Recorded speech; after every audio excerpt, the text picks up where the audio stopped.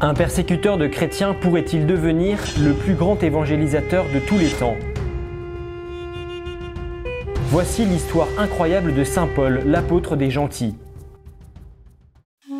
Saül est né à Tars, une ville de l'Empire romain, dans la Turquie actuelle.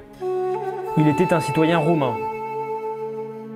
Son nom hébreu était celui d'un grand roi d'Israël. Son nom romain était Paul, ce qui signifie petit. Il était juif pratiquant, circoncis le 8e jour, fils de juif, pharisien, irréprochable dans son observation de la loi et plein de zèle contre l'Église naissante. Pour lui, persécuter les chrétiens était presque une obsession. Il les poursuivait partout, jusqu'à Damas. C'est justement sur la route de Damas qu'un jour, il est aveuglé par une lumière brillante. Paul tombe par terre. Cet événement est raconté dans les Actes des Apôtres. Il est également mentionné dans certaines lettres écrites par Paul lui-même.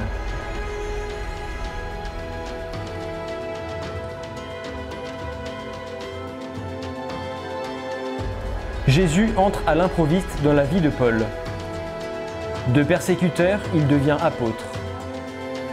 La splendeur du Seigneur ressuscité le rend aveugle. 3 jours plus tard, Paul reçoit le baptême et recouvre la vue, celle des yeux, mais aussi sa vision intérieure. Saül devient Paul.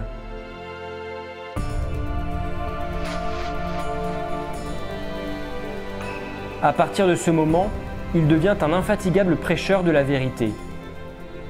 Jésus lui-même l'envoie parmi les païens, les gentils, donnant origine à son titre d'apôtre des païens. Paul réalise 3 grands voyages missionnaires.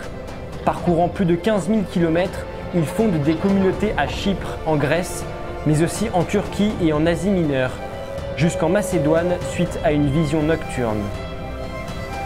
Il fait face à des naufrages, il est battu et lapidé au péril de sa vie.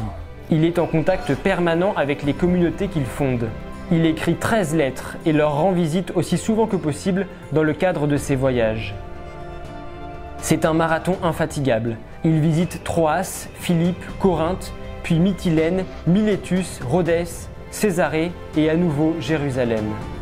En 58 après Jésus-Christ, Paul est arrêté à Jérusalem. Il fait appel à César en tant que citoyen romain.